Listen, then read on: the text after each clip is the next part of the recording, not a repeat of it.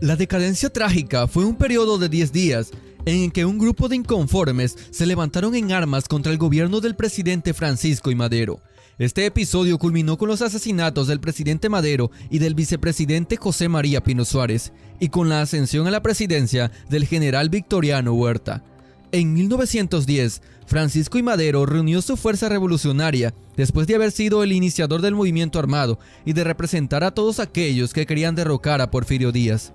Sin embargo, para 1913, una vez dispuesto el general Porfirio Díaz, Madero perdió buena parte del enorme apoyo que alguna vez tuvo.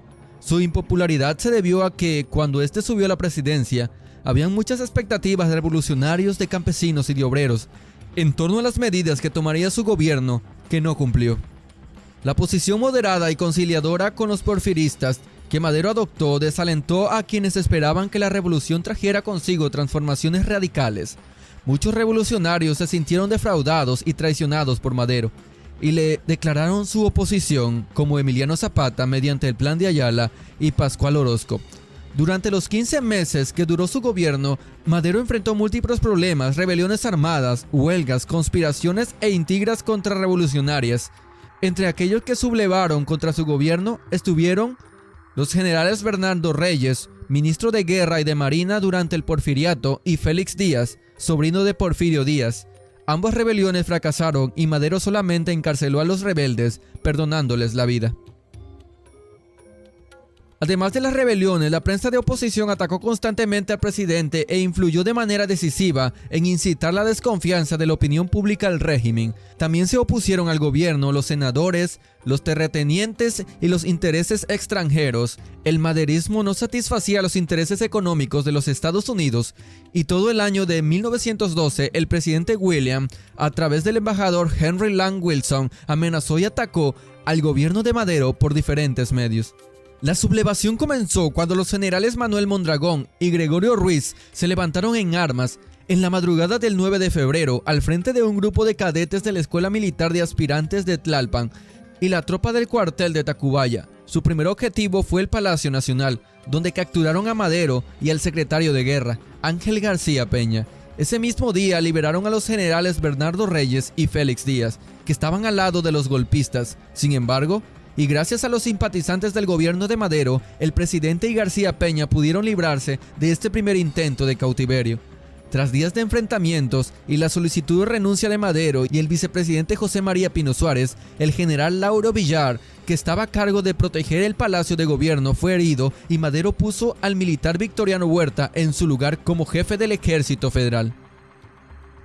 El 17 de febrero, un día antes de que la decena concluyera, Gustavo Amadero, hermano del presidente, descubrió que Huerta había pactado con sus opositores en secreto y lo delató. Huerta negó todo ante el presidente, quien creyó y lo dejó en libertad. Este fue quizás el error más caro que cometió Francisco I. Madero. Poco después, en la sede de la Embajada de los Estados Unidos, Huerta consumó la traición firmando lo que se conoció como el Pacto de la Embajada, documento que destituía al presidente Madero. Este fue apresado poco después y obligado a firmar su renuncia. Huerta fue designado presidente de México el 20 de febrero. El general Aureliano Blanquet dio órdenes confirmadas por Huerta y Mondragón para que la noche del 22 de febrero trasladaran a Madero y a Pino Suárez a la penitenciaría de Lecumberri. En este proyecto se simuló un ataque y los prisioneros fueron asesinados.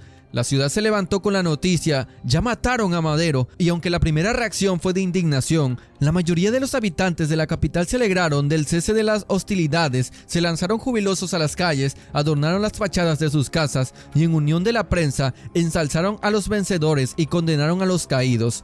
La tranquilidad volvió a la Ciudad de México. La alta burguesía, integrada por los terratenientes, banqueros, comerciantes e industriales, vio el fin de aquellos días de horror con beneplácito, como la mayoría de la gente, y con la confianza de que el nuevo gobierno restablecería las condiciones políticas, sociales e económicas en las que había prosperado. Sin embargo, pronto vieron que este gobierno no sería como esperaban.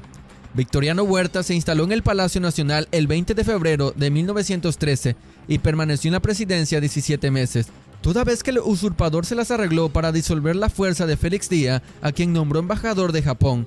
El gobierno huertista fue dictatorial a partir del 10 de octubre de 1913, cuando disolvió el Congreso de la Unión. Durante esta dictadura, La vida en la ciudad se militarizó y muchos ciudadanos, maderistas o no, fueron asesinados. Pero pronto surgió un nuevo líder revolucionario en pie de lucha contra el huertismo, el gobernador de Coahuila, Venustiano Carranza.